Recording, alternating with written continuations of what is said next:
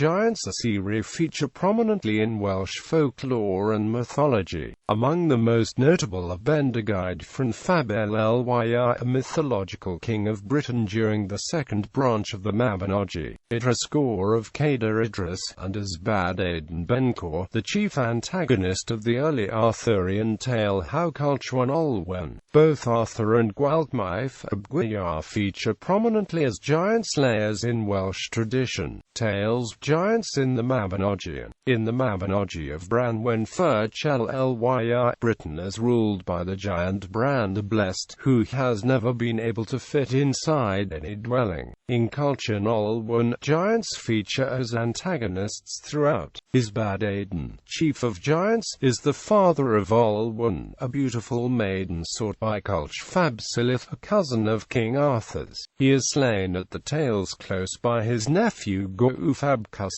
while Wrnach, another giant, is killed by K. Legend of Rita Gawr. A well-known tale concerns Rita Gawr, a giant who held court in Snowdonia. He marched against warring kings Gwyar and Cader, overwhelmed their armies and took the beards as trophies of his victory and fashioned them into a cap for himself. The 26 kings of Britain assembled their armies to destroy Rita but were vanquished by the giant, who cut off the king's beards and fashioned a great cape out of them to protect him from the cold. Sometime later, as Arthur washed his hands after slaying the red-eyed giant of Cernyf, he received a message from Rita, demanding his beard to patch his cloak.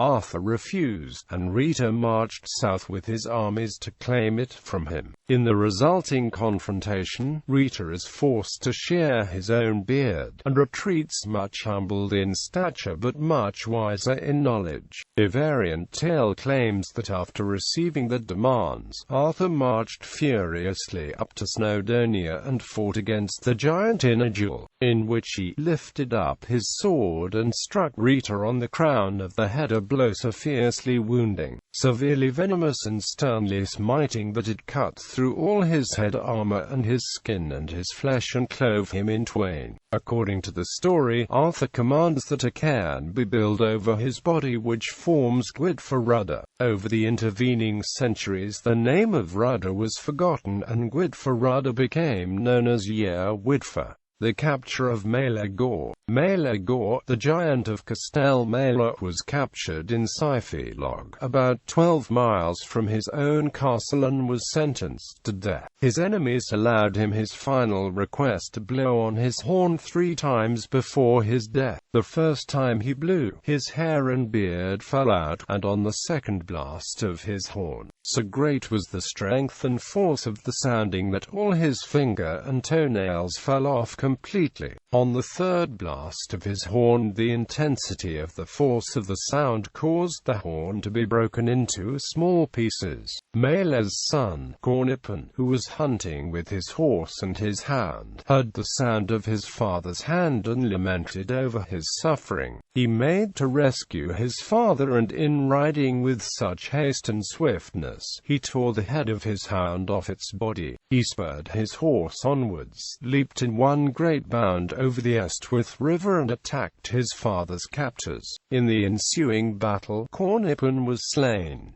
Gawr the giant lived in Castell Cefn in Morgannwg. His 3 sisters were all killed by Arthur through treachery. Arthur succeeded in slaying the giantesses by nicknaming himself as Hot Pottage to the first sister, and Warm Porridge to the second sister, and as a morsel of bread to the third. And when the first sister called for help against Hot Pottage, answered, "Wench, let him cool," and in the same manner he answered the second sister, when she sought assistance against Warm Porridge. And the third sister called out that the morsel of bread was choking her, and to this he answered, "Wench, take a smaller piece." And when Crib reproached Arthur for killing his sisters, Arthur replied, "Crib, take thy combs and cease with currish anger. If I get a real chance, surely what they have had, thou shalt have too."